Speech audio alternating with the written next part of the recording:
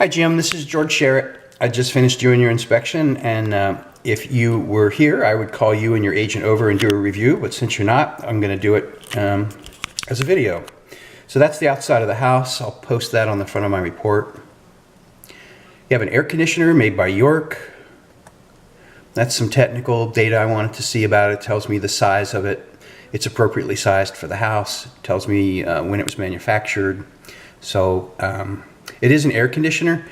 When it's below 60 degrees Fahrenheit, I can't run the air conditioners because I can damage them. If you wanted to know more information about it, you could have a technician come out and actually hook gauges up to it and make sure that the pressures were correct and that the amount of refrigerant in there was correct, that sort of thing. Or you could wait till spring and see how it works. But I can't run it for you, unfortunately.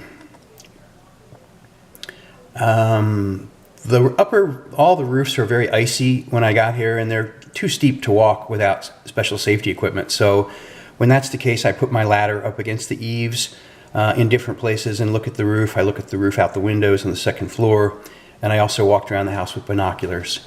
The main thing I saw was that, especially on the back of the house, there's quite a lot of moss on the roof. So you'd want to have someone install a moss killer there for you, or do it yourself. Don't let anybody pressure wash your roof. There's guys that drive around on weekends with their pickup truck and their pressure washer, and they'll clean your roof for you, but it really shortens the life of a roof if you pressure wash it. That's a little bit of a close-up. You can see the moss on the roof there. And the moss will actually damage the roof over time, so it's really recommended to get rid of it. Here's some moss in the valley there on the back of the house. These trees, unfortunately, were planted too close to the house. These are western red cedar, and they will become very, very large trees. And they're just, 1.5 feet away from the foundation, and they're already brushing up against the house. So, unfortunately, I would recommend you take them down. If you're really attached to them, you could probably trim them, but they don't like that very much. But at any rate, they're too close to the house. My recommendation is to take them down.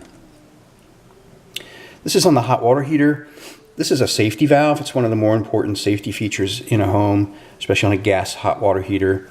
It's called a temperature pressure release valve, because if one of those two things becomes too great inside the tank, that valve opens and immediately depressurizes the tank. They come with a yellow tag here that's been removed that talks about the installation of the valve and the extension pipe. And one of the things it clearly says is you can't use more than 4 elbows.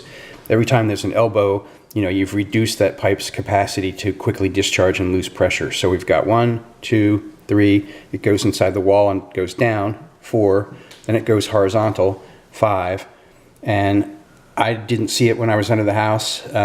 It's probably up in the insulation, but there's one more at the end, so that's 6. So there's a minimum of 6 90-degree elbows, possibly more. This happens all the time, and I've called to have plumbers come out, and the plumber says, well, it's installed to code, it passed inspection. So, and that's also true.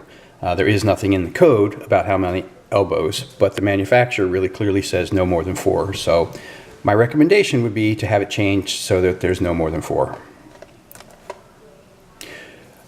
The hot water line on top of the tank has been slowly leaking. You can see all this corrosion here, so something about that fitting. They didn't put enough plumber's tape or didn't secure it quite tight enough, so it's just slowly leaking out, and then as the water evaporates, it leaves the mineral deposits that you see here.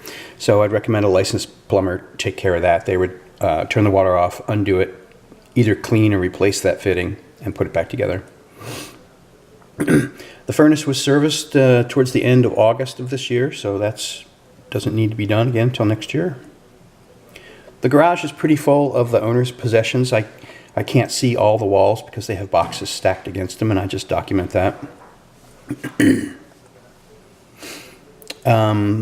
This is hard to see in the picture, but the thermostat is the easiest place to tell what that outside unit is, because if it was a heat pump, the settings would be off, heat, cool, emergency heat, or auxiliary heat. And in this case, we just have off, heat, and cool. And that's because that's an air conditioner and not a heat pump. So you'll just be using the outside unit for air conditioning in the summer. There's signs of the drain on the washing machine overflowing. This is the little box in the wall. These are the supply lines to the washer. This is the discharge pipe. And you can see it's overflowed and splashed out all over this plastic box here. There's also signs that, well, it's not a great photo, my apologies, but there's water stains on the floor here showing where this overflowed. I do see that occasionally a lot of these really modern washing machines discharge at a much higher rate than our older ones used to. And if you get any kind of, lint or debris down in here, it can back up. So I would recommend, verifying this is draining correctly, and if not, have a plumber correct it. This is on the back porch lights. When I had them on, you can see these three are on. This one's off, so the bulb was probably burned out. I recommend replacing the bulb. The gas fireplace wasn't turned on when I was here. The pilot was off, and I don't turn pilot lights on. I never know for sure why it's not turned on. So you could have the sellers demonstrate that that works for you. You could also have the gas company come out and show you how it operates and turn it on for you. They will do that for free. There is the fireplace. This is just a courtesy photograph. This is a shutoff for the water in the entire house right here in the closet near the front door. There's also a standard shutoff by the meter at the street, but this is just a convenient way to turn your water off. This is also the entrance under the house to the crawl space.